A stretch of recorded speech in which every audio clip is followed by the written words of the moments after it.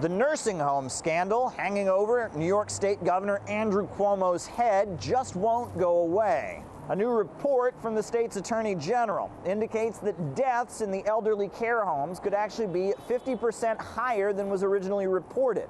That's up to 13,000 lives lost. New York had only tallied up the number who actually died within elderly care facilities, not including those who went to the hospital after getting infected.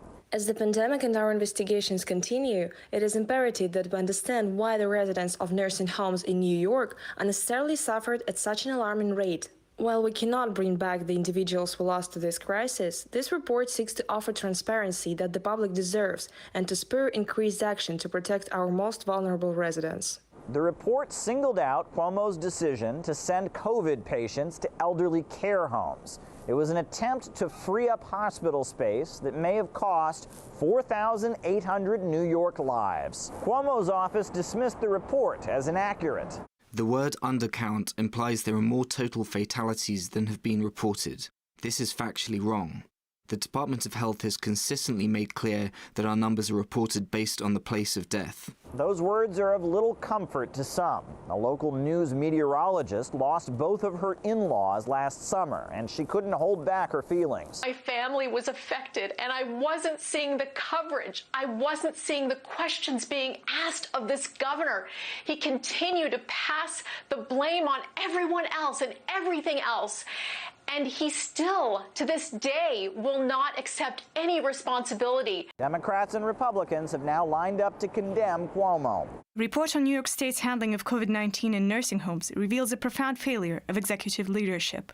Governor Cuomo and the New York State Department of Health treated our elders as expendable, as if their lives were nothing more than the cost of doing business. This is shocking and unconscionable, but not surprising. Our governor actually wrote a book about leadership in the middle of the COVID-19 pandemic. But as we learned today, and as many suspected, he never told the whole story. At the start of the pandemic, mainstream U.S. media poured the love onto Governor Andrew Cuomo for his handling of the pandemic in New York State.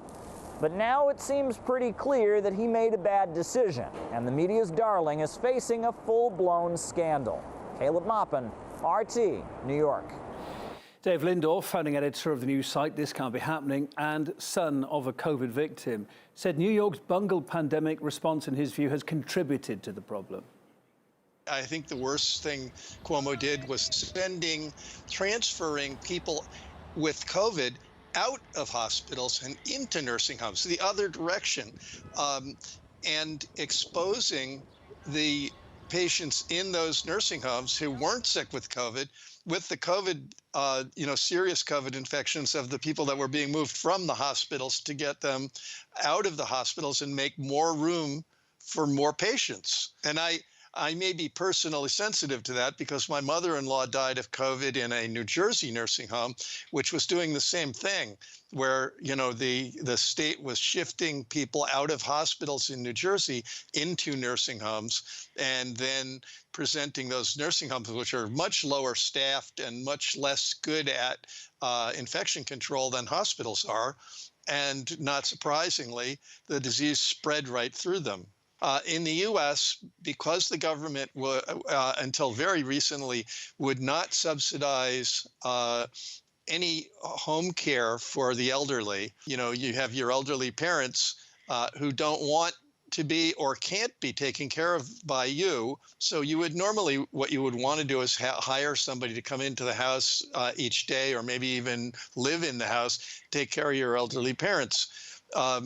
And you couldn't get a subsidy from the government to do that, so it's very expensive to do. The nursing home industry, which is mostly for profit, has lobbied very intensively with a lot of money to politicians in every state to not provide decent funding for in-home care of your elderly parents.